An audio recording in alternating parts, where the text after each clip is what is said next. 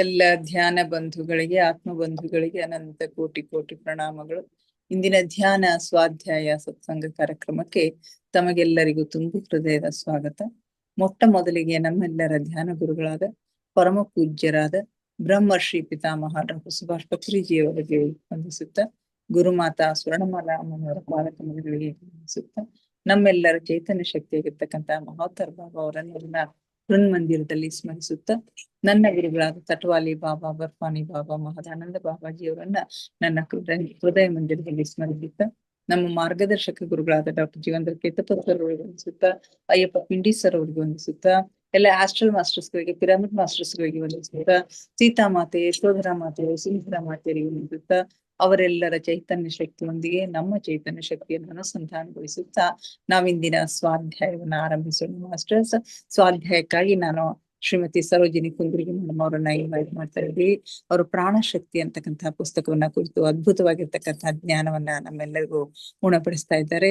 Welcome madam, welcome to our session and over to you. Thank you madam. ಪ್ರಣಾಮಗಳು.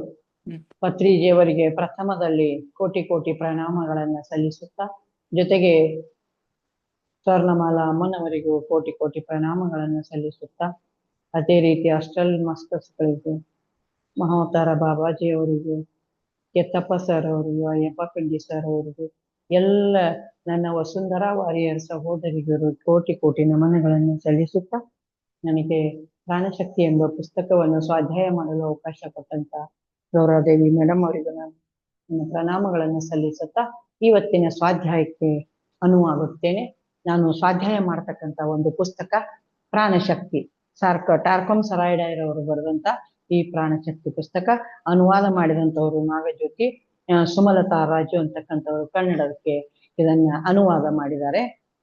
ಆ ಪುಸ್ತಕದ ಒಂದು ಅಧ್ಯಾಯ 10ರಲ್ಲಿ ನಾವು ದುರಭಿಮಾನ ಅಂತಕ್ಕಂಥ ಅಧ್ಯಾಯ 11ರಲ್ಲಿ ನಾವು ಅಧ್ಯಯನ ಮಾಡ್ತಾ ಇದ್ದೇವೆ. ನಿನ್ನೆ ನಾವು ದುರಭಿಮಾನ, ಕ್ಷುದ್ರ ಪೂಜೆಗಳು, ಮಾಟ ಮಂತ್ರ, ಶಿವಪೂಜೆಗಳಿಗೆ ಮಾರಕವಾಗ್ತಕ್ಕಂಥ ಈ ಶಕ್ತಿಗಳ ಬಗ್ಗೆ ನಾವು ಅಧ್ಯಯನ ಮಾಡಿದ್ದೇವೆ. ಅದೇ ಅಧ್ಯಾಯವನ್ನು ಮುಂದುವರಿಸ್ತಾ ಇವತ್ತು ಏನ್ ಹೇಳ್ತಾ ಇದ್ದಾರೆ ಅದರಲ್ಲಿ ಅಂತಕ್ಕಂಥದ್ದನ್ನು ನೋಡೋಣ. ಒಬ್ಬ ದುರಭಿಮಾನಿ ಜೀವಿಯು ಅಲ್ಲಿ ಒಂದು ಕಾರ್ಮೋಳದ ಚೆಂಡಿನಂತೆ ಕಾಣಿಸುತ್ತಿರುತ್ತಾನೆ ಎಂದು ನಮಗೆ ಬೋಧಿಸಲಾಗಿದೆ. ಲೇಖಕರು ಏನ್ ಹೇಳ್ತಾರ, ಒಬ್ಬ ದುರಭಿಮಾನಿ, ಒಬ್ಬ ಸ್ವಾಭಿಮಾನಿ, ಅಭಿಮಾನ, ಸ್ವಾಭಿಮಾನ, ಅದನ್ನ ಮಿಕ್ಕಿದಂತ ಒಂದು ಅಭಿಮಾನ ದುರಭಿಮಾನ. ಒಬ್ಬ ದುರಭಿಮಾನ ಮಾನಿ ನಮಗೆ ಹೆಂಗ್ ಕಾಣ್ತಾನಂತಂದ್ರ, ಅಲ್ಲಿ ಕ್ಷುದ್ರವಾದ ಕಾರ್ಮೋಡದಂತೆ, ಒಂದು ಕಪ್ಪನೆಯ ಚೆಂಡಿನಂತೆ, ಕಾರ್ಮೋಡದ ಚೆಂಡಿನಂತೆ ಕಾಣಿಸ್ತಾನ ಆ ವ್ಯಕ್ತಿ, ಆ ರೀತಿ ಇರ್ತಾನ ಅಂತಕ್ಕಂಥದ್ದು. ಕ್ಷುದ್ರ ಪೂಜೆಗಳು, ಮಾಟ ಮಂತ್ರಗಳು, ಶಿವಪೂಜೆಗಳೆಲ್ಲವೂ ಪ್ರಾಣಶಕ್ತಿ ಕೊರತೆಯ ಮೇಲೆ ಅವಲಂಬಿತವಾಗಿರುವ ಅನಾಚಾರಿಗಳು. ಒಬ್ಬ ವ್ಯಕ್ತಿಯು ತನ್ನ ಪ್ರಾಣಶಕ್ತಿ ಬರಿದಾಗುತ್ತಿರುವಾಗ ಆ ವ್ಯಕ್ತಿಯು ಕ್ಷುದ್ರ ಪೂಜೆಗಳಿಗೆ ಉಪಕ್ರಮಿಸುತ್ತಾ ದುಷ್ಟ ಶಕ್ತಿಗಳಿಗೆ ಸಹಕರಿಸುತ್ತಿರುತ್ತಾನೆ. ನೋಡ್ರಿ, ಒಂದು ಕ್ಷುದ್ರ ಪೂಜೆಗಳು, ಮಾಟ ಮಂತ್ರಗಳು ಅಥವಾ ಸ್ವಾರ್ಥಕ್ಕಾಗಿ ಯಾವುದಾದ್ರೂ ಒಂದು ಕೆಟ್ಟ ಕೃತ್ಯಗಳಿಂದ ಪೂಜೆಯನ್ನ ಮಾಡ್ತಕ್ಕಂಥದ್ದು, ಇವೆಲ್ಲವೂ ಕೂಡ ಏನದಾವ ಅಂದ್ರ ಪ್ರಾಣಶಕ್ತಿಗೆ ಹಾನಿ ಆಗ್ತಕ್ಕಂಥ, ಮತ್ತ ಆ ವ್ಯಕ್ತಿಗೆ ಪ್ರಾಣಶಕ್ತಿ ಅನ್ನೋದೇ ದೊರಿಲಿಕ್ಕೆ ಸಾಧ್ಯ ಇಲ್ಲ ಅಂತಕ್ಕಂಥ ದುಷ್ಟ ಶಕ್ತಿಗಳಿವು ಅಂತಕ್ಕಂಥದ್ದನ್ನು ಇವರು ಹೇಳ್ತಾ ಇದ್ದಾರೆ. ಕಟ್ಟ ಕಡೆಗೆ ಆ ವ್ಯಕ್ತಿಯು ತನ್ನ ಅಹಂಕಾರವನ್ನು ತೃಪ್ತಿಗೊಳಿಸಿಕೊಳ್ಳಲು, ದುಷ್ಟ ಶಕ್ತಿಗಳನ್ನು ಸಿದ್ಧಿಪಡಿಸಿಕೊಳ್ಳಲು ತನ್ನ ಆತ್ಮವನ್ನೇ ಮಾರಾಟ ಮಾಡಬೇಕಾದಂತಹ ಸಂದರ್ಭ ಬರುತ್ತದೆ. ನೋಡ್ರಿ, ಆ ಕೊನೆಗೆ ಆ ವ್ಯಕ್ತಿ ಹೆಂಗ್ ಬರ್ತಾನಂತಂದ್ರ, ಎಲ್ಲಿಗೆ ಬರ್ತದ ಪರಿಸ್ಥಿತಿ ಅಂದ್ರ, ಆತ ತನ್ನ ಆತ್ಮವನ್ನೇ ಮಾರಾಟ ಮಾಡಿಕೊಂಡು ಬದುಕತಕ್ಕಂತ ಒಂದು ಸ್ಥಿತಿಗೆ ಬಂದ್ಬಿಡ್ತಾನ. ಅತಿಯಾಗಿ ಆತನ ಪರಿಸ್ಥಿತಿ ಸುಖ ಲೋಕಗಳಲ್ಲಿ ತಾಪದಿಂದ ದಹಿಸಿ ದಹಿಸಿ ದಹಿಸಿ ಯಾವ ಕೊನೆಯನ್ನು ಮುಟ್ಟಲಾರದೆ ಕ್ಷುದ್ರ ವ್ಯಕ್ತಿಯಾಗಿ, ಕ್ಷುದ್ರ ಶಕ್ತಿಯಾಗಿ ಈ ನಿಸರ್ಗದಲ್ಲಿ ಎಲ್ಲಿಯೂ ಕೂಡ ಹಿಡಿಸಲಾರದಂತ ಶಕ್ತಿಯಾಗಿ ಹೊರಗೆ ಬೀಳ್ತಾನ ಅಂತ ಹೇಳಿ ಇಲ್ಲಿ ಹೇಳ್ತಾ ಇದ್ದಾರೆ. ಆಮೇಲೆ ದುಷ್ಟಾಚಾರಿಗಳು ಕ್ಷುದ್ರ ಪೂಜೆಗಳಿಗೆ ಒಬ್ಬ ವ್ಯಕ್ತಿಯು ಮುಂದಾದಾಗ ಪ್ರಾಣಶಕ್ತಿ ಅವರನ್ನು ಸಾಮಾನ್ಯ ಸ್ಥಿತಿಗೆ ಬರಲಾರದಂತಹ ಹೊಡೆತ ನೀಡಬಹುದು, ಅಥವಾ ನಿರಂತರ ಕಷ್ಟ ಕಾರ್ಪಣ್ಯಗಳಿಂದ ಕ್ಷೀಣಿಸಿ ನಾಶವಾಗಲು ಒಂದು ಸುದೀರ್ಘ ಅವಕಾಶವನ್ನು ಸಹ ಉಂಟು ಮಾಡಬಹುದು. ನೋಡ್ರಿ, ಇಲ್ಲೇನ್ ಹೇಳ್ತಾರ, ಒಬ್ಬ ದುಷ್ಟ ವ್ಯಕ್ತಿ, ಒಬ್ಬ ಕ್ಷುದ್ರ, ಒಬ್ಬ ದುರಾಚಾರಿ, ಒಬ್ಬ ಅಥವಾ ವಾಮಾಚಾರಿ ಅಥವಾ ಮಾಟ ಮಂತ್ರ ಮಾಡ್ತಕ್ಕಂಥ ವ್ಯಕ್ತಿ ಇಲ್ಲಿ ಏನಾಗಬಹುದು, ಕ್ಷುದ್ರ ಪೂಜೆಗಿಳಿದಂತ ವ್ಯಕ್ತಿ ಏನು ಕಷ್ಟ ಕಾರ್ಪಣ್ಯಗಳು, ಒಂದು ಸಲ ಅವನಿಗೆ ಮೊದಲು ಏನೋ ಆತರಿಂದ ಒಂದ್ ಸ್ವಲ್ಪ ಏನೋ ಅನಿಸ್ಬಹುದು, ಒಳ್ಳೇದ್ ಅನಿಸ್ಬಹುದು. ಆದ್ರ ಕೊನೆಗೆ ಯಾವಾಗ ಆತನಲ್ಲಿ ಪ್ರಾಣಶಕ್ತಿ ಶೂನ್ಯವಾಗಿ ಹೋಗ್ತದನೋ ಆ ಸಂದರ್ಭದಲ್ಲಿ ಆತ ಒಂದು ದೊಡ್ಡ ಗಂಡಾಂತರಕ್ಕೆ ಒಳಗಾಗಿ, ಅತೀವವಾದಂತ ಕಷ್ಟಕ್ಕೆ ಒಳಗಾಗಿ, ಆತನಿಗೆ ಯಾರೂ ಕೂಡ ಸಹಕರಿಸಲಿಕ್ಕೂ ಇಲ್ಲರಾದಂತ ಆ ಕೋಪದಲ್ಲಿ ಬಿದ್ದ್ಬಿಡ್ತಾನ ಅಂತಕ್ಕಂಥದ್ದನ್ನ ಇಲ್ಲಿ ಉಂಟು ಮಾಡ್ತಾ ಇದ್ದಾರೆ. ನೋಡ್ರಿ, ಕೆಟ್ಟತನ ಅಂತಕ್ಕಂಥದ್ದು ಎಷ್ಟು ಅಧಾರ್ಮಿಕ ಕೆಲಸಗಳು, ದುಷ್ಟತನ, ಯಾವುದೋ ಒಂದು ವ್ಯಕ್ತಿಯ ಮೇಲೆ ವಾಮಾಚಾರ ಮಾಡ್ತಕ್ಕಂಥದ್ದು, ಯಾವುದೋ ಒಂದು ಹೆಣ್ಣು ಮಗುವಿನ ಮೇಲೆ ವಾಮಾಚಾರ ಮಾಡ್ತಕ್ಕಂಥದ್ದು, ತನಗ್ ಬೇಕು ಅಂತಕ್ಕಂಥ ಆಶೆಯಿಂದ ಅಥವಾ ತಾನಿದನ್ನು ಹೊಂದಬೇಕು ಅಂತಕ್ಕಂಥ ಆಶೆಯಿಂದ ಯಾರಿಗೋ ಔಷಧ ಹಾಕಿ ಕೊಲ್ತಕ್ಕಂಥದ್ದು, ಯಾರನ್ನೋ ಕೊಲೆ ಮಾಡ್ತಕ್ಕಂಥದ್ದು, ಇದೆಲ್ಲ ಸ್ವಾರ್ಥಕ್ಕಾಗಿ ಇವತ್ತು ನಡೆದಿರ್ತಕ್ಕಂಥ ಕೆಲಸಗಳಿವೆಲ್ಲ. ಇವತ್ ನೋಡ್ರಿ, ಎಷ್ಟೋ ಜನ ಪೇಪರ್ನಲ್ಲೇ, ಟಿವಿಗಳಲ್ಲೇ ನಾವು ನೋಡ್ತೇವಿ, ಓದುತ್ತೇವಿ, ಅವ್ರಿಗೆ ಆ ಕ್ಷಣಿಕವಾದಂತ ಒಂದು ನೆಮ್ಮದಿ ಸಿಗಬಹುದು. ಬಟ್ ಇವತ್ತ ನೋಡ್ರಿ, ತನ್ನ ಎರಡು ಮಕ್ಕಳನ್ನ ಬಾವಿಯಲ್ಲಿ ಎಸೆದು ಗಂಡನನ್ನು ಕೂಡ ಕೊಲೆ ಮಾಡಿಸಿ, ಅವಳು ತನ್ನ ಒಂದು ದುಷ್ಟ ಚಟಕ್ಕಾಗಿ ಇಂತಹ ದುಷ್ಟ ಕೃತ್ಯಗಳಿಗೆ ಮುಂದಾದಂತ ಒಂದು ಹೆಣ್ಣು ಮಗಳನ್ನ ಇವತ್ತು ನಾವು ಕೇಳ್ತೇವೆ, ನ್ಯೂಸ್ಗಳಲ್ಲಿ ನೋಡ್ತೇವೆ. ಇಷ್ಟೊಂದು ಅವರ ತಲೆಯಲ್ಲಿ ಏನ್ ಕೂತಿರ್ತದ, ಆ ದುಷ್ಟತನ ಅಂತಕ್ಕಂಥ ತುಂಬಿಕೊಂಡಿರ್ತದೆ. ಕೊನೆಗೆ ಹೋಗಿ ಜೈಲಿನಲ್ಲಿ ಬಿದ್ದು ಅನುಭವಿಸ್ತಕ್ಕಂಥದ್ದು ಬಹಳ ಕೆಟ್ಟದಾದಂತ ಪರಿಣಾಮ ಅವ್ರ ಮೇಲೆ ಬೀಳುತ್ತದ. ಇಂಥ ವ್ಯಕ್ತಿಗಳಿಗೆ ಪ್ರಾಣಶಕ್ತಿ ಅನ್ನೋದು ಎಲ್ಲಿಯೂ ಕೂಡ ಸಹಕರಿಸೋದಿಲ್ಲ ಅನ್ನೋದನ್ನ ಇಲ್ಲಿ ಹೇಳ್ತಾ ಇದ್ದಾರೆ. ಅವರು ಕೊನೆಗೆ ಅತೀವವಾದಂತಹ ಕಷ್ಟವನ್ನ ಅನುಭವಿಸಿ, ಅತಿಯಾದ ಕಷ್ಟವನ್ನ ಅನುಭವಿಸಿ ಅವರು ಎಲ್ಲಿಯೂ ಕೂಡ ಕೊನೆಗಾರದೆ ಹೋಗ್ತಾರ ಅಂತಕ್ಕಂಥದ್ದನ್ನ ನೋಡ್ಬಹುದು. ಜೀವನಕ್ಕೆ ಅದೆಷ್ಟೋ ಆಪತ್ತುಗಳು ಸುತ್ತುವರಿದಿರುತ್ತದೆ. ದುಷ್ಟ ಶಕ್ತಿಯ ಶಿಕ್ಷಣಕ್ಕೆಂದು ನೀವು ನಿಮ್ಮ ಜೀವನವನ್ನು ಅರ್ಪಿಸಿಕೊಂಡಿದ್ದರೆ ಆ ಆಪತ್ತುಗಳು ನಿಮಗೆ 100 ಭಾಗ ಅಧಿಕವಾಗುತ್ತವೆ. ನೋಡ್ರಿ, ಏನೋ ಒಂದ್ ಕಷ್ಟ ಬಂತ ಅಂತ ಹೇಳಿ ನೀವು ಎಲ್ಲೋ ಹೋಗ್ತೇವ್, ಮಾಟ ಮಂತ್ರ ಮಾಡೋರ್ ಕಡೆಗೆ, ಚೀಟಿ ಕಟ್ಟೋರ್ ಕಡೆಗೆ, ಅಥವಾ ಮತ್ತಿನ್ನೇನೋ ಬೇರೆ ಬೇರೆ ವಾಮಾಚಾರದ ಕೆಲಸಗಳಿಗೆ ಕೆಲವೊಬ್ರು ತೊಡ್ಕೋತಾರ. ಅದು ಆವತ್ತಿನ ಕೃತ್ಯಕ್ಕೆ ನಿಮಗೆ ಸಣ್ಣದಾದಂತ ಒಂದು ಸಮಸ್ಯೆ ಇರಬಹುದು. ನೀವು ಇಂಥ ಕೆಲಸಗಳಿಗೆ ಇಳಿದಿದ್ಯಾ ಆದ್ರ ಅದು 100 ಪಟ್ಟದ ಒಂದು ದುಷ್ಟ ಪ್ರಭಾವ ನಿಮಗ್ ಬೀರ್ತದ, ಆ ಕಷ್ಟ 100 ಮಡಿ ಆಗ್ತದ ಅಂತ ಹೇಳ್ತಾರ. ಅದಕ್ಕೆ ಬದಲಾಗಿ ನೀವು ಯಾವುದನ್ನೋ ಬಿಟ್ಟು ದೇವ್ರು ನಮಗೆ ಏನನ್ನ ಕೊಟ್ಟಿದಾನೋ, ಈ ಕಷ್ಟಗಳನ್ನು ಕೊಟ್ಟಿದಾನಲ್ಲ, ಇವುಗಳನ್ನ ನಾವು ಅನುಭವಿಸ್ಲೇಬೇಕು ಅಂತಕ್ಕಂಥ ಸಹಭಾವನೆಯಿಂದ ನೀವು ಈ ಒಂದು ಧ್ಯಾನದ ಮೊರೆ ಹೋದ್ರೆ ಎಲ್ಲಾ ಕಷ್ಟಗಳು ನೀರಿನಂತೆ ಕರಗಿ ಭಗವಂತ ಅಥವಾ ಈ ಪ್ರಾಣಶಕ್ತಿ ನಮ್ ಕೈ ಹಿಡಿದು ಕಾಪಾಡ್ತಾನ ಅಂತಕ್ಕಂಥದ್ದು ಸತ್ಯವನ್ನ ಇವತ್ತು ನೀವುಗಳೆಲ್ಲ ಅನುಭವಿಸ್ತಾ ಇದ್ದೇವೆ ಮಾಸ್ಟರ್ಸ್. ಹಾಗೆ ಈ ಕ್ಷುದ್ರ ಪೂಜೆಗಳು ಅಂತಕ್ಕಂಥವು ಅಷ್ಟು ಕೆಟ್ಟದಾದಂಥವು, ಅಲ್ಲಿ ಪ್ರಾಣಶಕ್ತಿ ಉಳಿಲಿಕ್ಕೆ ಸಾಧ್ಯ ಇಲ್ಲ ಅಂತಕ್ಕಂಥದ್ದನ್ನ ಹೇಳ್ತಾ ಇದ್ದಾರೆ. ಕೆಲವು ಜನ ಭಕ್ತರು ಅಥವಾ ಶಿಷ್ಯರು ತಮ್ಮ ದೇವರು ಅಥವಾ ಗುರುವಿನ ಮೂರ್ತಿಯನ್ನು ತಮ್ಮ ಹೃದಯದಲ್ಲಿ ಪ್ರತಿಷ್ಠಾಪಿಸಿಕೊಂಡು ತಮ್ಮ ಜೀವನ ಪಥದಲ್ಲಿ ಸಹಜವಾಗಿ ಉಂಟಾಗುವ ಆಪತ್ತುಗಳಿಂದ ರಕ್ಷಣೆಗಳನ್ನು ಪಡೆಯುತ್ತಿರುತ್ತಾರೆ. ಪ್ರಾಣಶಕ್ತಿಯು ಕ್ರಾಂತಿ ಶಕ್ತಿಗಳಿಗೆ ಆಪತ್ ಸ್ಥಿತಿಯ ಬಗ್ಗೆ ಅರಿವು ಮೂಡಿಸಿ ತಕ್ಷಣವೇ ನಿಮಗೆ ರಕ್ಷಣೆಯನ್ನು ಒದಗಿಸುತ್ತದೆ. ನೋಡ್ರಿ, ಕೆಲವು ಭಕ್ತರು, ಕೆಲವು ನಿಷ್ಕಾಮಿಕ ಭಕ್ತರು ಎಂಥ ಕೆಲಸ ಮಾಡ್ತಿರ್ತಾರಂತಂದ್ರ, ಅವರು ತಮ್ಮ ಗುರುವನ್ನ ಅಥವಾ ಒಂದು ಶಕ್ತಿಯನ್ನ, ತಾನು ನಂಬಿದ ದೈವವನ್ನ ಮನಸ್ಸಿನಲ್ಲಿ ಇಟ್ಕೊಂಡು ಅವ್ರು ಎಂಥ ಕಷ್ಟವನ್ನಾದ್ರೂ ಎದುರಿಸ್ತಿರ್ತಾರ. ಆದ್ರೆ ತಪ್ಪು ದಾರಿ ಮಾತ್ರ ತುಳಿಯೋದಿಲ್ಲ, ತಪ್ಪು ಕೆಲಸಗಳಿಗೆ ಮಾತ್ರ ಹೋಗೋದಿಲ್ಲ. ತನ್ನ ಗುರುವೇ ತನ್ನನ್ನ ಕಾಪಾಡ್ತಾನ, ಈ ಕಷ್ಟ ನಾನು ಇದನ್ನ ಅನುಭವಿಸೋದು ನನ್ನ ಕರ್ಮ ಅದ ಅಂತ ತಿಳಿದ್ರೆ ಯಾರು ಅದನ್ನ ಎದುರಿಸಿ ನಿಲ್ಲುತ್ತಾರಲ್ಲ, ಅವರು ಆಪತ್ತು ಸ್ಥಿತಿಗಳಲ್ಲಿ ಆ ಗುರು ಅಥವಾ ಆ ಒಂದು ಶಕ್ತಿ, ಆ ಒಂದು ನಂಬಿಕೆ ಅವರನ್ನ ಈಜಿಯಾಗಿ ದಡ ಸೇರಿಸ್ತದ ಅಂತಕ್ಕಂಥ ಮಾತನ್ನ ಇಲ್ಲಿ ಹೇಳ್ತಾರೆ.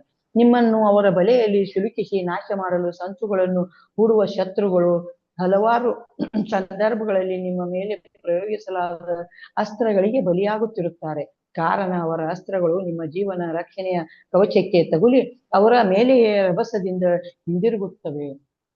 ಕೆಲವೊಂದ್ಸಾರಿ ಅಂತ ದುಷ್ಟ ವ್ಯಕ್ತಿಗಳು ಸಮಾಜದಲ್ಲಿ ಇಂಥ ಒಬ್ಬ ಸದ್ಗುಣಿಗಳನ್ನ, ಜ್ಞಾನಿಗಳನ್ನ, ಸಮಾಜಕ್ಕಾಗಿ ಬದುಕ್ತಕ್ಕಂಥವರನ್ನ ಮೇಲೆ ಅವರನ್ನ ನೋಡಲಾರ್ದೆ ಅವ್ರ ಮೇಲೆ ಒಂದು ಅಸೂಯೆ ಭಾವನೆಯಿಂದ ಯಾವುದೋ ಒಂದು ಪ್ರಯೋಗವನ್ನ ಅಥವಾ ಯಾವುದೋ ಒಂದು ಶೇಡನ್ನ ತೀರ್ಸ್ಕೊಳಿಕ್ಕೆ ಬಂದ್ರೆ ಅದು ಅವರನ್ನೇ ಮರಳಿ ನಿಮ್ಮ ಸಮೀಪೆಗೆ ಬರೋದೇ ಇಲ್ಲ. ಯಾವ ರೀತಿ ಒಗೆದಂತ ಬಾಲ್ ಮರಳಿ ಹೋಗ್ತದಲ್ಲ ಅವ್ರ ಕಡೆ, ಹಂಗ ಅದು ಅವ್ರಿಗೆ ಮರಳಿ ಹೋಗ್ತದ, ಅವ್ರಿಗೆ ಪೆಟ್ಟು ಕೊಡ್ತದ ಅಂತಕ್ಕಂತ ಮಾತನ್ನ ಇಲ್ಲಿ ಹೇಳ್ತಾ ಇದ್ದಾರೆ. ಆಮೇಲೆ ಪ್ರಾಣಶಕ್ತಿಯ ಅಸ್ತ್ರಗಳನ್ನು ಪ್ರಚಂಡ ವೇಗದೊಂದಿಗೆ ಪ್ರಾಣ ರಕ್ಷಣೆಯ ಕವಚಗಳಿಂದ ಹಿಂತಿರುಗಿಸಿ ಹೊಡೆದು ಪ್ರಯೋಗಿಸುತ್ತಿರುವವರಿಗೆ ಬಹಳ ಅಪಾಯಕಾರಿಯಾಗಿ ಪರಿಣಮಿಸುವಂತೆ ಮಾಡುತ್ತದೆ. ನಮಗೆ ಯಾರು ಬೇಡ, ನಮ್ಗೆ ಯಾರಿಲ್ಲ ಹೆಲ್ಪ್ ಮಾಡೋರು, ಯಾರದಾದ್ರೂ ಮೊರೆ ಹೋಗೋಣ ಅಂತಕ್ಕಂಥ ಮನೋಭಾವನೆ ಬೇಡ, ಅನಾಹತ ಪ್ರಜ್ಞೆ ಬೇಡ. ನಮಗೊಬ್ಬ ಶಕ್ತಿ ಅದ, ಒಬ್ಬ ಭಗವಂತ ಅದಾನ ಅಂತಿದ್ರ ನಾವು ಮಾಡ್ತಕ್ಕಂಥ ಧ್ಯಾನದ ಒಂದು ಆರ ನಮ್ಮ ಸಮೀಪಿಗೆ ಬರ್ತಕ್ಕಂಥ ಎಂಥ ಗಂಡಾಂತರವನ್ನು ಕೂಡ ಪ್ರಚಂಡವಾದ ಬಿರುಗಾಳಿಯಿಂದಲೂ ಕೂಡ ನಮ್ಮನ್ನು ರಕ್ಷಿಸ್ತದ, ಒಂದು ಪ್ರವಾಹಗಳಿಂದಲೂ ಕೂಡ ನಮ್ಮನ್ನು ರಕ್ಷಿಸ್ತದ ಅಂತಕ್ಕಂಥದ್ದನ್ನ ನಾವಿಲ್ಲಿ ನೋಡಬಹುದು. ಇವಾಗ ನೋಡ್ರಿ, ಇದಕ್ಕೆ ಉದಾಹರಣೆಯಾಗಿ ನಾವು ಎಷ್ಟೋ ಸಲ ವಿವೇಕಾನಂದರಿಗೆ ಹಲವಾರು ಬಾರಿ ಅವರಿಗೆ ಕೆಟ್ಟದ್ದನ್ನು ಬಯಸ್ಲಿಕ್ಕೆ, ಕೆಟ್ಟದ್ದನ್ನು ಮಾಡ್ಲಿಕ್ಕೆ ಹಲವಾರು ಶಕ್ತಿಗಳು ಪ್ರಯತ್ನ ಪಟ್ಟಂತಹ ಸಂದರ್ಭದಲ್ಲಿ ಅವರಿಗೆ ಯಾವ ಧಕ್ಕೆಯೂ ಕೂಡ ಹತ್ತಿಲ್ಲ, ಅವ್ರ ಸಮೀಪಕ್ಕೆ ಯಾವುದೂ ಹೋಗಿಲ್ಲ. ಯಾಕಂದ್ರ ಅವ್ರ ಪ್ರಾಣ ಶಕ್ತಿಯ ದುಷ್ಟ ವ್ಯಕ್ತಿಗಳನ್ನ ಮತ್ತು ದುಷ್ಟ ಶಕ್ತಿಗಳನ್ನ ಚೆಂಡಿನಂತೆ ಮರಳಿಸಿ ಅವ್ರ ಪದರಿಗೆ ಹಾಕಿಬಿಡ್ತದ ಅಂತಕ್ಕಂಥದ್ದನ್ನ ನಾವು ನೋಡ್ಬೋದು. ಎಷ್ಟೋ ಒಳ್ಳೆಯ ವ್ಯಕ್ತಿಗಳ ಮೇಲೆ ದುಷ್ಕೃತ್ಯಗಳನ್ನು ಎಸಗತಕ್ಕಂಥ ವ್ಯಕ್ತಿಗಳು ಅನುಭವಿಸ್ತಕ್ಕಂಥ ಕಷ್ಟಗಳನ್ನ ನಾವು ನೋಡಿರ್ಬಹುದು ಜೀವನದಲ್ಲಿ, ಸಮಾಜದಲ್ಲಿ. ಆದ್ರೆ ಅವರು ಅನುಭವಿಸ್ತಕ್ಕಂಥದ್ದು ಅತಿ ಘೋರವಾದದ್ದು ಅಷ್ಟೇ ಅಲ್ಲ, ಅವರು ಇನ್ನೊಂದು ಜನ್ಮಕ್ಕೂ ಕೂಡ ಆ ಘೋರ ಪಾಪವನ್ನು ಹೊತ್ತು ಹೋಗ್ತಕ್ಕಂಥ ಪರಿಸ್ಥಿತಿ ಬರ್ತದ ಅನ್ನೋದನ್ನ ಇಲ್ಲೇ ಹೇಳ್ತಾ ಇದ್ದಾರೆ. ಆಮೇಲೆ ಇರುತ್ತದೆ, ಪ್ರಾಣಶಕ್ತಿಯ ಅಸ್ತ್ರಗಳನ್ನು ಚೆಂಡಿನಂತೆ ವೇಗವಾಗಿ ಮರಳಿಸಿ ಪರಿಣಮಿಸುತ್ತದೆ. ದುರಭಿಮಾನಿಗಳು ಸೂಕ್ಷ್ಮ ಲೋಕಗಳಲ್ಲಿ ಅತ್ಯಂತ ಹೀನವಾದ ಪ್ರಾಣಿ ಪ್ರಪಂಚದಲ್ಲಿ ಸಿಲುಕಿದಂತಹ ಪಶುವಿನಂತೆ ವರ್ತಿಸುತ್ತಾ ಸ್ವಲ್ಪ ಕಾಲ ವಾಸಿಸುತ್ತಾರೆ. ಅನಂತರ ಅಲ್ಲಿ ಸ್ವಲ್ಪ ಬೆಳೆದು ಪುನಃ ಮಾನವ ಜನ್ಮಕ್ಕೆ ಪ್ರವೇಶಿಸುತ್ತಾರೆ. ಈ ರೀತಿ ಆದಂತ ವ್ಯಕ್ತಿಗಳು ಆ ಒಂದು ಕರ್ಮವನ್ನೇ ಹೊತ್ತುಕೊಂಡು ಮತ್ತೆ ಮಾನವ ಜನ್ಮಕ್ಕೆ ಬಂದು ಆ ಕರ್ಮದೊಂದಿಗೆನೆ ಬದುಕಬೇಕಾದಂತ ಸ್ಥಿತಿಗೆ ಬರ್ತಾರೆ ಅಂತಕ್ಕಂಥದ್ದನ್ನ ಹೇಳ್ತಾ ಇದ್ದಾರೆ. ಆದರೆ ಆ ಲೋಕಗಳಿಂದ ಅವರು ತಮ್ಮೊಂದಿಗೆ ಆ ಪ್ರಾಣಿ ಪಶುತ್ವದ ಗುಣಗಳನ್ನು ಸಹ ತಂದುಕೊಳ್ಳುತ್ತಾರೆ. ಪ್ರಸ್ತುತ ರಾಕ್ಷಸ ಪ್ರವೃತ್ತಿಯಿಂದ ಭೂಮಿಯ ಮೇಲೆ ವಾಸಿಸುತ್ತಿರುವ ಮನುಷ್ಯರು ಅಲ್ಲಿಂದ ಬಂದಿರುವ ಭಗ್ನ ಅಹಂಕಾರಿಗಳೇ.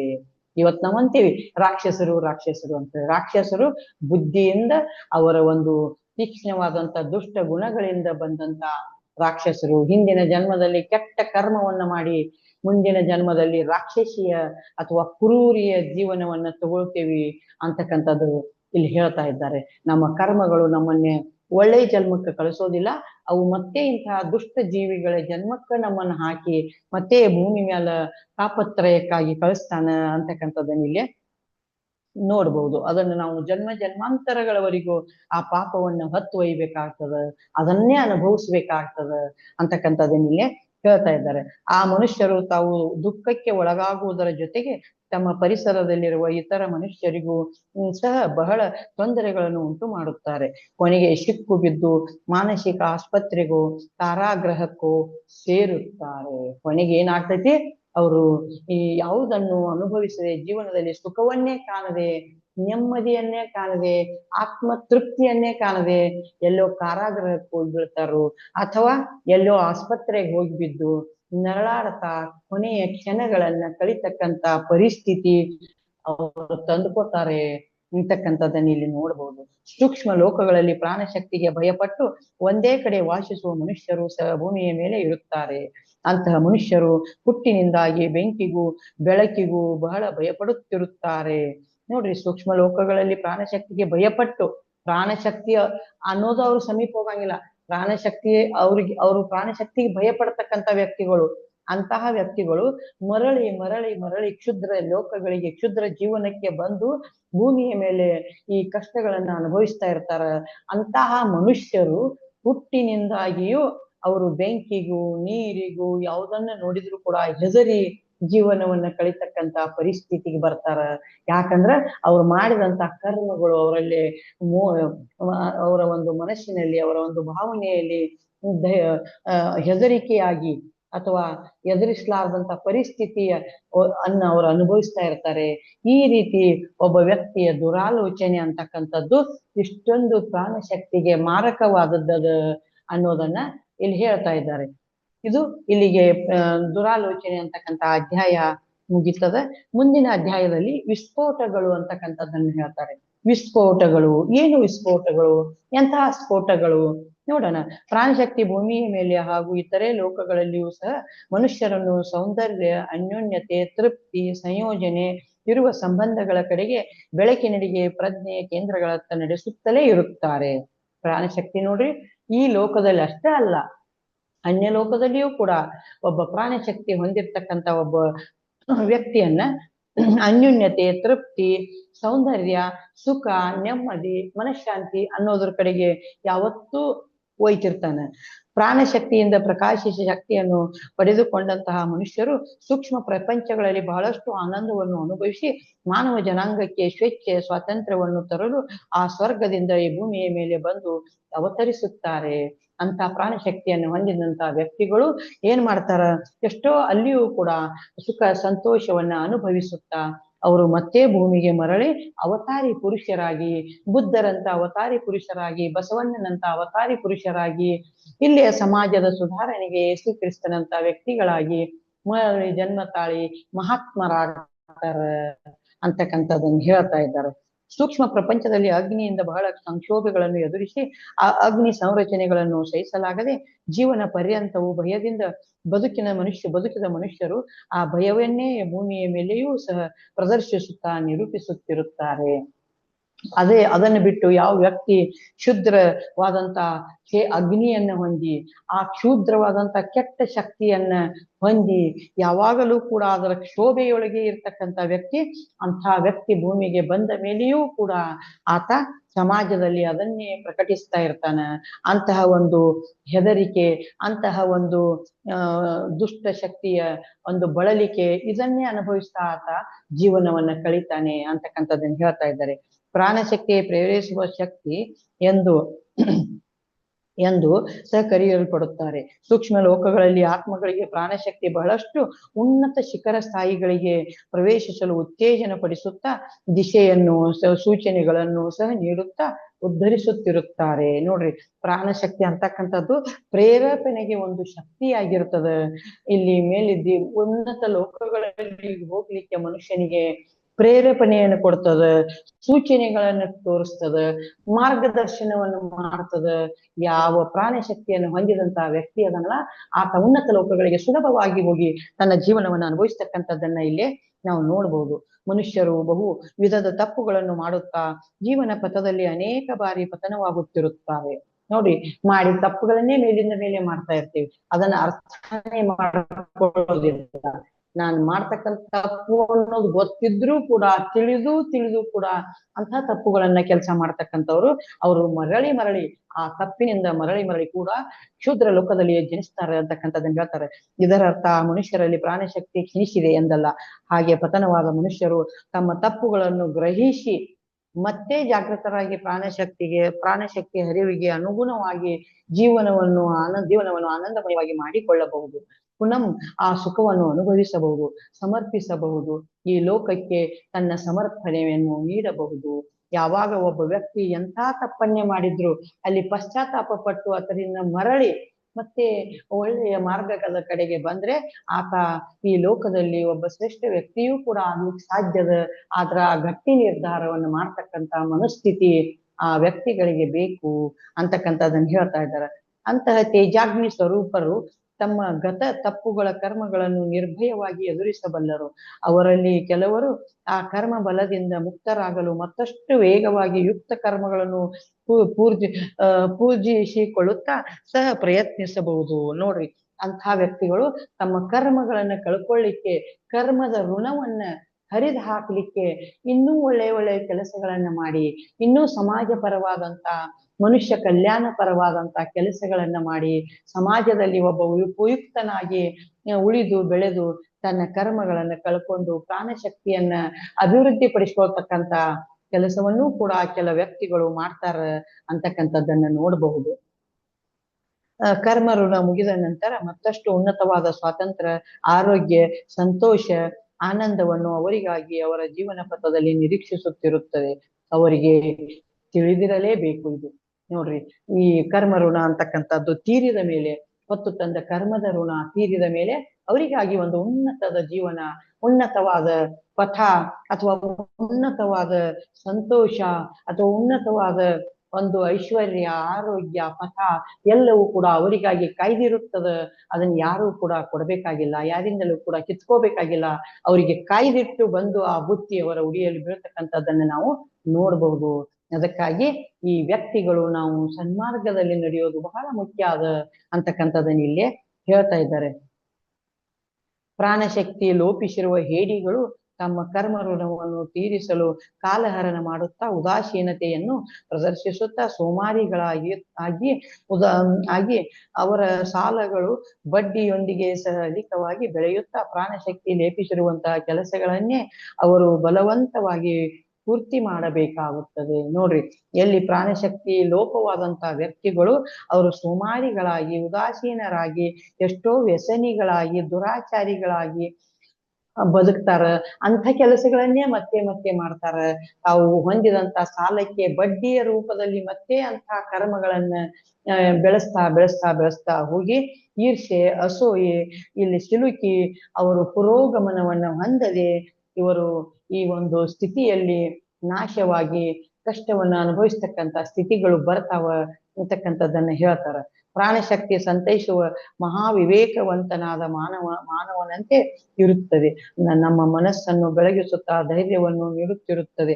ಪ್ರಾಣಶಕ್ತಿ ನಮ್ಮ ಹೃದಯವನ್ನು ಶಕ್ತಿಪೂರ್ಣವಾಗಿಸುತ್ತಾ ನಾವು ಮತ್ತಷ್ಟು ಸಮಸ್ಯೆಯ ಬಲೆಗೆ ಸಿಲುಕದಂತೆ ರಕ್ಷಿಸುತ್ತಾ ನಮ್ಮ ಆಧ್ಯಾತ್ಮಿಕ ಗುರಿಯತ್ತ ನಮ್ಮನ್ನು ನಡೆಸುತ್ತದೆ. ನೋಡ್ರಿ, ಪ್ರಾಣಶಕ್ತಿ ಅಂತಕ್ಕಂಥದ್ದು ನಮಗೆ ಎಲ್ಲವನ್ನೂ ಕೊಡ್ತದೆ. ವಿವೇಕವನ್ನ ಕೊಡ್ತದೆ, ಆರೋಗ್ಯವನ್ನ ಕೊಡ್ತದೆ, ಆನಂದವನ್ನ ಕೊಡ್ತದೆ, ಮತ್ತೆ ನಮ್ಮನ್ನ ಧೈರ್ಯವಂತರನ್ನಾಗಿ ಮಾಡ್ತದ. ಎಂತ ಸಮಸ್ಯೆಯನ್ನು ಎದುರಿಸ್ತಕ್ಕಂಥ ಶಕ್ತಿಯನ್ನ ಪ್ರಾಣಶಕ್ತಿ ನಮಗ ಕೊಡ್ತದ. ಯಾವುದಕ್ಕೂ ಕುಗ್ಗಲಾರದಂತ ಮನಸ್ಥಿತಿ ಕೊಡ್ತದ. ಯಾರ ಮೇಲೂ ಈರ್ಷೆ ಮಾಡಲಾರದಂತ ಶಕ್ತಿ ಕೊಡ್ತದ. ಯಾರಿಗೂ ಕೆಟ್ಟದ್ದು ನುಡಿಲಾರದಂತ ಮನಸ್ಥಿತಿ ತರ್ತದ. ಮತ್ತು ನಮ್ಮ ಮೆದುಳಿನ, ನಮ್ಮ ಹೃದಯದ, ನಮ್ಮ ಕಣ್ಣಿನ ಪ್ರತಿಯೊಂದು ದೇಹ ಅಂಗಾಂಗಗಳ ಆರೋಗ್ಯವನ್ನು ಕೂಡ ಸುಧಾರಿಸಿ ನಮ್ಮನ್ನ ಯುಕ್ತ ವ್ಯಕ್ತಿಯನ್ನಾಗಿ ಮಾಡ್ತಕ್ಕಂಥ ಕೃತ್ಯ ಪ್ರಾಣಶಕ್ತಿ ಮಾಡ್ತದ. ಅದಕ್ಕಾಗಿ ಪ್ರಾಣಶಕ್ತಿಯನ್ನ ಪಡ್ಕೊಳ್ತಕ್ಕಂಥ ಸುಕೃತ್ಯಗಳನ್ನ ನಾವು ಮಾಡ್ತಾ ಹೋಗ್ಬೇಕು ಅಂತಕ್ಕಂಥದ್ದನ್ನ ಇಲ್ಲೇ ಹೇಳ್ತಾ ಇದ್ದಾರೆ. ಎಲ್ಲಾ ರೀತಿಯ ಅಪಾಯಗಳಲ್ಲಿ, ಆಪತ್ತುಗಳಲ್ಲಿ, ಸಂಕಟಗಳಲ್ಲಿ, ಸಂಕಷ್ಟಗಳಲ್ಲಿ, ದುರ್ಗತಿಗಳಲ್ಲಿ ನಾವು ಇರುವಾಗ ಪ್ರಾಣಶಕ್ತಿ ನಮ್ಮ ಜೊತೆಯಲ್ಲಿದ್ದರೆ ಆ ಎಲ್ಲಾ ಅನುಭವಗಳು ನಮಗೆ ವಿವೇಕವು ಅಭಿವೃದ್ಧಿ ಆಗುವಂತೆ ನೋಡುತ್ತದೆ. ನೋಡ್ರಿ, ನಮಗ್ ಬಂದಂತ ಕಷ್ಟಗಳು, ಸಂಕಷ್ಟಗಳು, ಅಪಾಯಗಳು, ದುರ್ಗತಿಗಳು ಅಥವಾ ಒಂದು ಕಷ್ಟ ಕಾರ್ಪಣ್ಯದ ದಿನಗಳು ಇವೆಲ್ಲವೂ ನಮಗೆ ಯಾವುವು ಕೂಡ ಸಮಸ್ಯೆ ಅನಿಸೋದಿಲ್ಲ. ಇವೆಲ್ಲವೂ ನಮಗ್ ಬಂದಂತ ಒಂದು ಎದುರಿಗೆ ಬಂದಂತ ಕರ್ತವ್ಯಗಳು, ಇವು ನಮ್ಮ ಜೀವನಕ್ಕೆ ಬಂದಂತ ಚಾಲೆಂಜ್ಗಳು ಅಂತಕ್ಕಂಥದ್ದನ್ನ ಅರಿತು ಅವುಗಳನ್ನು ಎದುರಿಸಿ ಸಂತೋಷದಿಂದ ಹಸನ್ಮುಖರಾಗಿ ಅವುಗಳನ್ನು ಎದುರಿಸಿ ನಾವು ಜೀವನವನ್ನ ಸಾರ್ಥಕ ಪಡಿಸ್ಕೊಳ್ತಕ್ಕಂತ ಒಂದು ಧೈರ್ಯ, ಆತ್ಮಸಾಕ್ಷಿ ನಮ್ಮಲ್ಲೇ ಬರ್ತದ. ಇಲ್ಲವಂದ್ರೆ ನಮಗ ಆ ಪ್ರಾಣಶಕ್ತಿ ನಮ್ಮಲ್ಲಿ ಇಲ್ಲಾಗಿತ್ತಂದ್ರ ನಾವು ಯಾವುದನ್ನೂ ಕೂಡ ಮುಕ್ತವಾಗಿ ದಾಟ್ಲಿಕ್ಕೆ ಸಾಧ್ಯ ಇಲ್ಲ. ಎಲ್ಲದಕ್ಕೂ ಕೂಡ ಹೆದರಿ ಏನೇ ಸಣ್ಣದಾದಂತ ಒಂದು ಕಷ್ಟ ಬಂದ್ರೂ ಕೂಡ ನಾವು ಜೀವನದಲ್ಲಿ ನಿಸ್ತೇಜರಾಗಿ ಹೋಗಿಬಿಡ್ತೇವೆ. ಯಾಕಂದ್ರೆ ನಮ್ಮ ಆತ್ಮಕ್ಕೆ ಶಕ್ತಿ ಕೊಡ್ತಕ್ಕಂತ ಪ್ರಾಣಶಕ್ತಿಯೇ ನಮ್ಮ ಹತ್ರ ಇರೋದಿಲ್ಲ. ಅದಕ್ಕಾಗಿ ಪ್ರಾಣಶಕ್ತಿ ಎಲ್ಲ ಉಡುಗೊರೆಗಳನ್ನು ಕೂಡ ಕೊಡ್ತದ ಅಂತಕ್ಕಂಥದ್ದನ್ನ ಇಲ್ಲಿ ಹೇಳ್ತಾ ಇದ್ದಾರೆ. ನಮ್ಮ ಕರ್ಮಗಳೇ ನಮ್ಮನ್ನು ತೊಂದರೆಗೆ ಒಳಪಡಿಸುತ್ತವೆ. ನಾವು ಹೋಗಿ ಆತ್ಮ ನ್ಯೂನ್ಯತೆಯನ್ನು ತಂದುಕೊಂಡು ದಾರಿ ತಪ್ಪುತ್ತಿರುತ್ತೇವೆ. ನೋಡ್ರಿ, ಎಷ್ಟೇ ಜ್ಞಾನಿಗಳಾಗಿದ್ರೂ ಕೂಡ ಕರ್ಮ ಅನ್ನೋದಿತ್ತು, ಆತ್ಮಶಕ್ತಿ ಪ್ರಾಣಶಕ್ತಿ ಇಲ್ಲಾಗಿತ್ತಂದ್ರ ಮತ್ತೆ ಮತ್ತೆ ಮರಳಿ ಕೆಟ್ಟ ಕರ್ಮಗಳನ್ನು ಮಾಡಿಸ್ಲಿಕ್ಕೆ ಹಚ್ತದ. ದುಷ್ಕೃತ್ಯಗಳನ್ನು ಮಾಡಿಸ್ಲಿಕ್ಕೆ ನಮ್ಮ ಭಾವನೆಗಳು ಹೋಗ್ತಾವ. ದುಷ್ಟ ಮಾತುಗಳೇ ನಮ್ಮ ಬಾಯಿಂದ ಹೊರಗೆ ಬರ್ತಾವ. ದುಷ್ಟ ವಿಚಾರಗಳೇ ನಮ್ಮ ಮಸ್ತಕದಲ್ಲಿ ತುಂಬಿಕೊಳ್ತಾವ. ಮನಸ್ಸಿಗೆ ನಾವು ಏನನ್ನೂ ಹೇಳಿಕ್ ಸಾಧ್ಯ ಆಗೋದಿಲ್ಲ. ಮನಸ್ಸು ಹುಚ್ಚನಂತೆ ಕುಣಿಲಿಕ್ಕೆ ಹತ್ತದ ಅಂತಕ್ಕಂಥದನ್ನ ನೋಡ್ಬೇಕು. ಯಾಕಂದ್ರೆ ಮನಸ್ಸಿಗೆ ಗುರುವಾದಂತ ನಮ್ಮ ಧ್ಯಾನ ಅಗ್ನಿ ಅಲ್ಲಿ ಇರೋದಿಲ್ಲ. ಆ ಪ್ರಾಣ ವಾಯುವಿಗೆ ಆ ಮನಸ್ಸು ಶರಣಾಗ್ಬೇಕಂದ್ರೆ ನಮಗಲ್ಲಿ ಪ್ರಾಣ ಶಕ್ತಿ ಅಂತಕ್ಕಂಥದ್ದು ಬಲಿಷ್ಠವಾಗಿರ್ಬೇಕು. ಅವಾಗ ಮನಸ್ಸು ಆ ಗುರುವಿನ ಮಾತನ್ನ ಕೇಳ್ತದ. ಇಲ್ಲ ಅಂದ್ರೆ ಕೇಳಲಾರದೆ ಅದು ಹುಚ್ಚು ಕೋಡಿಯಂತೆ ಹಾರಾಡ್ತಕ್ಕಂಥ ಹುಚ್ಚು ಕೋಡಿ ಮನಸ್ಸು ಅಂತ ಹೇಳ್ತೇವಲ್ಲ, ಆ ರೀತಿ ನಾವು ಕೆಟ್ಟದ್ದಕ್ಕನ ಹಾರಿ ಹೋಗ್ತೇವೆ. ಮತ್ ಅದ ತಪ್ಪಂದು ಗೊತ್ತಿದ್ರು ಅದನ್ನ ಮಾಡ್ತೇವಿ. ಇದು ಅಲ್ಲಪ್ಪ ಅಂದ್ರೂ ಕೂಡ ನಾವು ಅದರಲ್ಲಿ ಕಾಲಿಡ್ತೇವೆ. ಈ ರೀತಿ ಮನುಷ್ಯನ ಪ್ರಾಣಶಕ್ತಿ ಇಲ್ಲದಿದ್ರ ಆ ಮನುಷ್ಯ ಅಂತ ಕೃತ್ಯಗಳಿಗೆ ಇಳಿತಾನ ಅಂತಕ್ಕಂಥದ್ದನ್ನ ನಾವು ನೋಡ್ಬೋದು.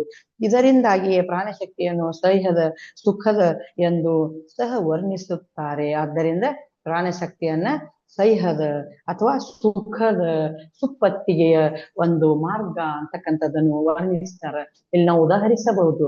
ಒಬ್ಬ ರೇಣುಕಾ ಮಾತೆ ತನ್ನ ಗಂಡನ ಸೇವೆಯನ್ನು ಮಾಡ್ತಾ ಇರ್ತಾಳ.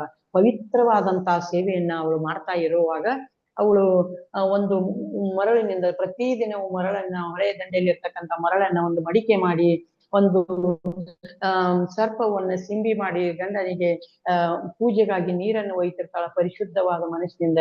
ಒಂದೇ ಒಂದು ಕ್ಷಣ ಅವಳ ಮನಸ್ಸಿನಲ್ಲಿ ಲೋಭ ಬರ್ತದ, ಶ್ರೀಮಂತಿಕೆಯ ಒಂದು ಆಶೆ ಬರ್ತದ. ನಾನು ಕೂಡ ಒಬ್ಬ ರಾಜನನ್ನ ಮದುವೆಯಾಗಿದ್ರ ಇಷ್ಟೊಂದು ಸುಂದರವಾದಂತಹ ಆಭರಣಗಳನ್ನು ಹಾಕೊಂಡು ಇರಬಹುದಾಗಿತ್ತೇನೋ ಅಂತಕ್ಕಂಥ ಒಂದು ಸೂಕ್ಷ್ಮವಾದಂತ ಒಂದು ತಪ್ಪು ಭಾವನೆಯೊಳಲ್ಲಿ ಬಂದು ಬಿಡ್ತದ ಕ್ಷಣಿಕವಾಗಿ. ಯಾಕಂದ್ರೆ ಈ ಮನಸ್ಸು ಹುಚ್ಚು ಎಳೆತಕ್ಕೆ ಹೋಗಿ ಬಿಡ್ತದ.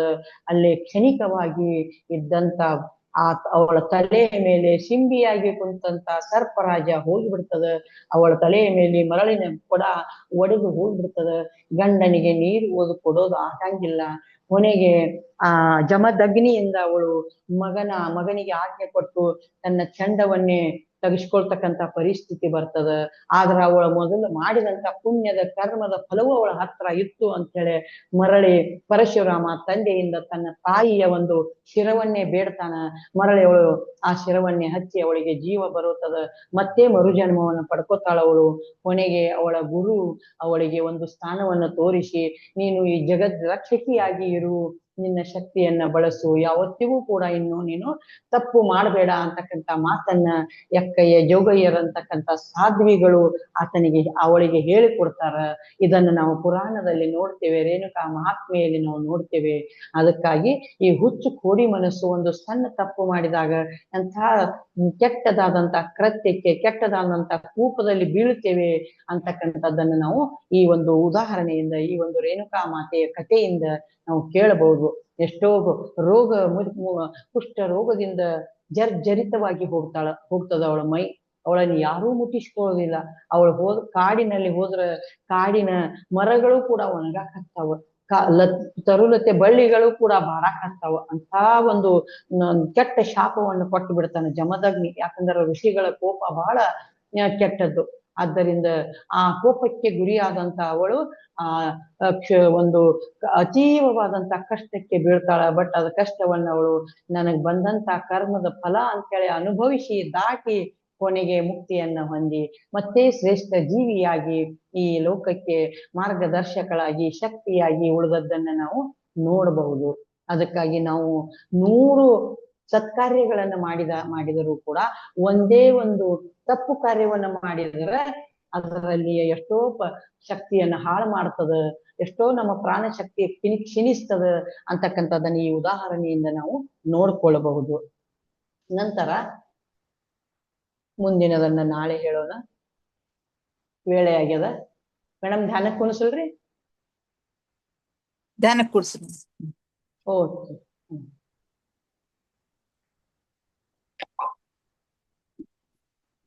ಎಲ್ಲರೂ ನೇರವಾಗಿ ಕುಳಿತುಕೊಳ್ಳಿ.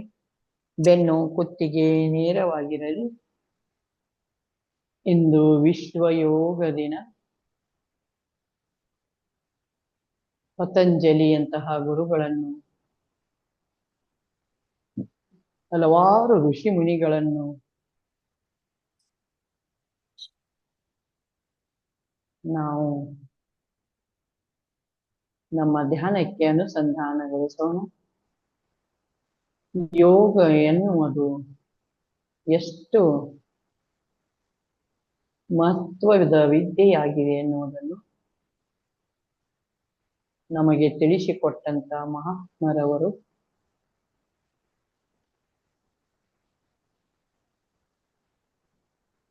ಭಾರತದ ಋಷಿ ಮುನಿಗಳು,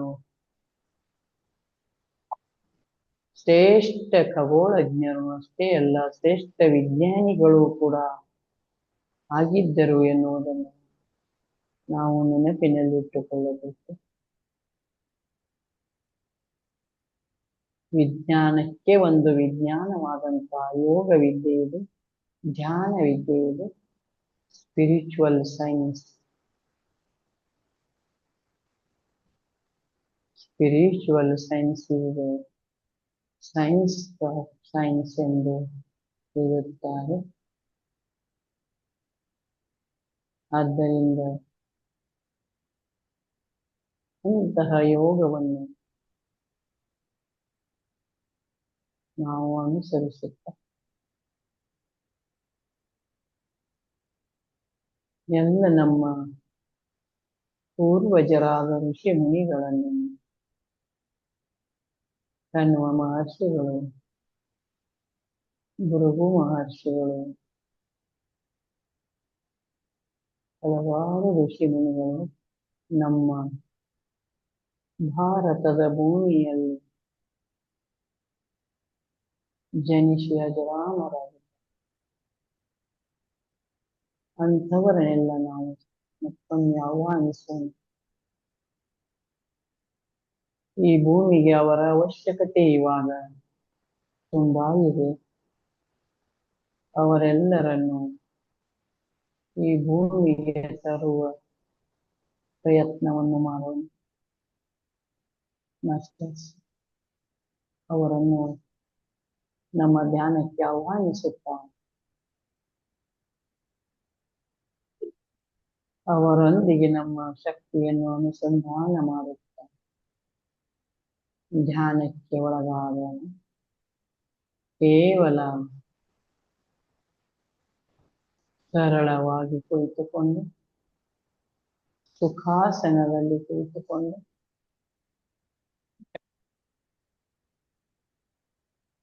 ಸಾವಧಾನವಾಗಿ ಕಣ್ಣು ಮುಚ್ಚಿ ನಿಮ್ಮ ಉಸಿರನ್ನೇ ಗಮನಿಸಿ. You observe only your breath. ಎಷ್ಟು ಸುಲಭವಾಗಿ ಸುಭಾಷ್ ಪತ್ರಿಜಿಯವರು ನಮಗೆ ಕೊಟ್ಟು ಹೋಗಿದ್ದಾರೆ.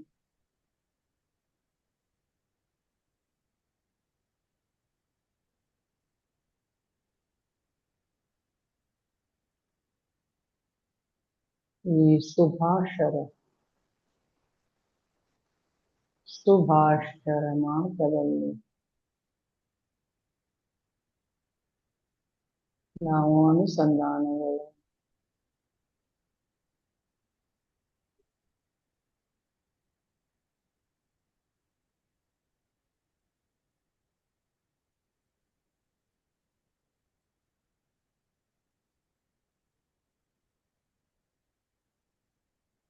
ರಾಮನ ಆಜ್ಞೆಯನ್ನು ಇವತ್ತಿಗೂ ಜಾಗೃತವಾಗಿ ಲೋಕ ಕಲ್ಯಾಣಕ್ಕಾಗಿ ಇರುವ ಆಂಜನೇಯನ ಶಕ್ತಿಯಲ್ಲಿ ನಾವೆಲ್ಲ ಅನುಸಂಧಾನಿತರಾಗೋಣ.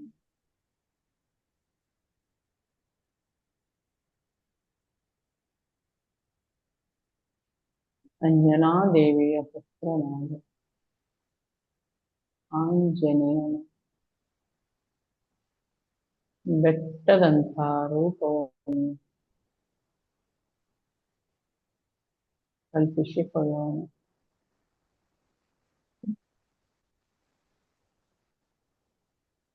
ಬೆಟ್ಟದಂಥ ರೂಪವನ್ನು ಕಲ್ಪಿಸಿಕೊಳ್ಳೋಣ. ಆತನ ಪಾದಗಳ ಅಡಿಯಲ್ಲಿ ಕುಳಿತು ಜ್ಞಾನಿಗಳಾಗುವ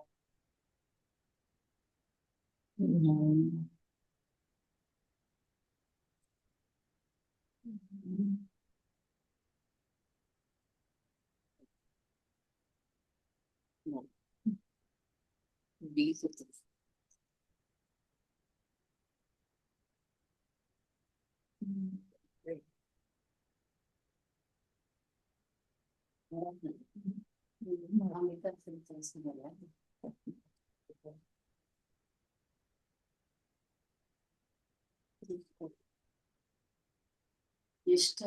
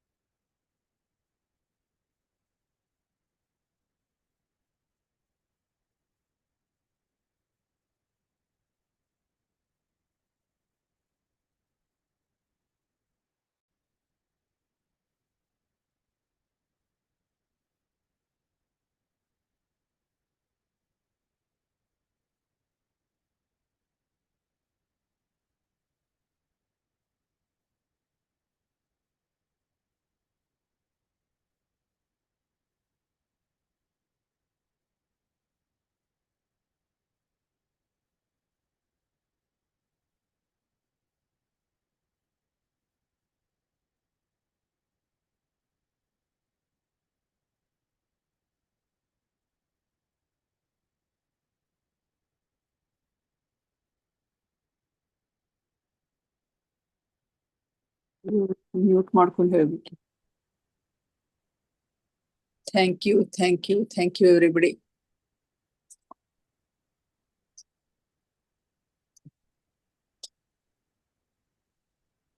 ನಾ ಮ್ಯೂಟ್ ಮಾಡ್ಕೊಂಡೆ ಮಾತಾಡಿನಿ, ಯಾರಿಗೂ ಕೇಳಿಸಿಲ್ ಕಾಣಿಸ್ತದ.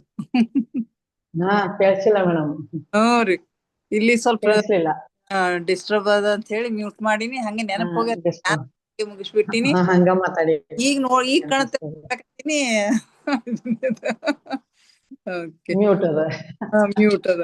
ಓಕೆ, ನೋಡ್ಬೋದು ಸರಿ. ಹ್ಮ್ ಮೇಡಮ್ ಸ್ವಾಧ್ಯಾಯ ಚೆನ್ನಾಗಿತ್ತು, ಆಗ್ತದ. ಧ್ಯಾನ ಡೀಪ್ ಇತ್ತು ಬಹಳಷ್ಟು. ಧ್ಯಾನ ಧ್ಯಾನ ಅಂತೂ ಬಹಳ ಡೀಪ್ ಇರ್ತದೆ. ಬಹಳ ಡೀಪ್ ಇತ್ತು. ಇವತ್ತು ವಿಶ್ವ ಯೋಗ ದಿನ. ಹಾ ಇವತ್ತೇನ್ ಸ್ಪೆಷಲ್ ಯೋಗ ಏನ್ ನಿಮ್ ಸ್ಕೂಲ್ನಾಗ ಅದು? ಯೋಗ ಸ್ಕೂಲ್ ನಲ್ಲಿ ಯೋಗ ಪ್ರಾಕ್ಟೀಸ್ ಮಾಡಿಸೋದು, ಆಮೇಲೆ ಆನ್ಲೈನ್ ದಲ್ಲಿ ಯೋಗ ಎಲ್ಲ ಜಾಯಿನ್ ಆಗೋದು, ಯೋಗ ಗುಂಪಿಗೆ ಇವೆಲ್ಲ ಇರ್ತದೆ ಮಕ್ಕಳಿಗೆ. ಓಕೆ, ಮಸ್ತ್ ಮೇಡಮ್. ಮತ್ತೆ ಯಾರು ಹಂಚ್ಕೋತೀರಿ? ವಿಜಯಲಕ್ಷ್ಮಿ ಮೇಡಮ್ ಮಾತಾಡ್ತೀರಿ? ಇವತ್ತು ತುಂಬಾ ಧ್ಯಾನ ತುಂಬಾ ಡೀಪ್ ಇತ್ತು ಮೇಡಮ್. ಓಂ ಅಂತ ಎಲ್ಲೋ ದೂರದಿಂದ ಕೇಳಿಸ್ತಾ ಇತ್ತು. ಹೌದಾ, ವೆರಿ ಗುಡ್. ಚೆನ್ನಾಗಿದೆ. ಇದು ಸ್ವಾಧ್ಯಾಯ ತುಂಬಾ ಚೆನ್ನಾಗಿದೆ. ಸ್ವಾಧ್ಯಾಯ ಚೆನ್ನಾಗಿದೆ ಮೇಡಮ್, ಬಹಳ ಡೀಪ್. ಹೌದೌದು. ನಾವು ಎಷ್ಟುನು ನಾವು ಇದಿದ್ರು ಕಡಿಮೆನೆ. ಅದು ರೇಣುಕಾದೇವಿ ಕತೆ ಕೇಳಿದ್ರೆ ಬಹಳ ಬೇಜಾರ್ ಅನಿಸುತ್ತೆ. ಆಗತ್ತೆ ನಮ್ಮಂತವ್ರು ಏನಪ್ಪಾ ಅನ್ನಂಗ. ಅಷ್ಟು ಸೂಕ್ಷ್ಮತೆಗೆ ಹೋಗ್ಲಿಕ್ಕೆ ಆಗ್ತದ ಹೇಳ್ರಿ. ಅದೇ ಹೇಳತ್ತೀನಿ ನಾನು. ಹೊರಗ್ ಬರ್ಲಿಲ್ಕಂದ್ರ ಸಾಕ, ಅಟ್ಟ ನಾವು ಮೇಂಟೈನ್ ಮಾಡ್ಬೇಕಷ್ಟೇ. ಅಷ್ಟೆಲ್ಲಾ ತಪಸ್ವಿನಿ ಇದ್ರೂ ಕೂಡ ಅವಳಿಗೆ ಒಂದು ತಪ್ಪು ಅವಳನ್ನ ಮಟ್ಟಕ್ಕೆ ಹೋಯ್ತು. ಹಂಗಂತೆ ಅವರೆಲ್ಲ ದೇವ್ರಾಗ್ಯಾರ್ರಿ, ಮತ್ತೇನದ್ರಿ. ನಾವು ಟ್ರೈ ಮಾಡ್ಬೇಕು ಅಷ್ಟೇ. ಮಾಡ್ಬೋದು ಆರಾಮ್ಸೆ. ಅಲ್ಲಿಯೂ ಚಂದ ನಡ್ದೈತಲ್ರಿ ಮೇಡಮ್? ಎಲ್ಲಿರಿ ಮೇಡಮ್? ವಸುಂಧರ ವಾರಿಯರ್ಸ್ ಒಳಗೆ ಎಷ್ಟು ಚಲೋ ಭಾಳ ಭಾರಿ ನಡ್ದಾವ. ಸರ್ ಎಲ್ಲೇ ಹೋಗ್ಯಾರ ಇವತ್ತ ಅನಿಸ್ತದ. ಹೌದ್ರಿ, ಬೇರೆ ಕಡೆಗೆ ಹೋಗ್ತೀನಿ ಅಂತ ಅಂದಿದ್ರು. ಜರ್ನಿ ಒಳಗ ಅದಾರ ಅವ್ರು. ಹೌದ್ರಿ, ಹೌದು. Okay madam. ಮತ್ತೆ ಫೋನ್ ಮಾಡಿದ್ರಿ? ಮಾಡಿದ್ದೇರಿ ಮೇಡಮ್, ಇವತ್ ಮಾಡಿದ್ದೆ ಸರ್ಗೆ. ಅದೇ ಹೇಳಿದ್ರು, ಅದೆಲ್ಲ ಪ್ರೊಸೆಸಿಂಗ್ ನಡೀತಿರ್ತದ, ಅನುಭವಿಸ್ರಿ ಅಂದ್ರು. ನಂಗ ವೀಕ್ನೆಸ್ ಅನ್ಸಕತ್ತದ, ಗಂಟ್ಲೆಲ್ಲ ಇದಾಗ್ಲಿಕ್ಕತ್ತದ. ಅದೇ ಮತ್ತೇನ್ ಅನುಭವ ಆಯ್ತು ಅಂತಂದ್ರ ಸರ್, ಅನುಭವ ಏನಿಲ್ಲ ಸರ್, ಈ ತರ ಮೈಯೆಲ್ಲ ಸಣ್ಣ ಸೂಜಿ ತಗೊಂಡ್ ಚುಚ್ಚದಂಗ ಶಾಂತ ಕೂತ್ನ ಅಷ್ಟು ಇದಾಗ್ತದ. ಅದ್ ಹಂಗೆ ಇರ್ತದ, ಪ್ರೊಸೆಸಿಂಗ್ ನಡೀತಿರ್ತದ.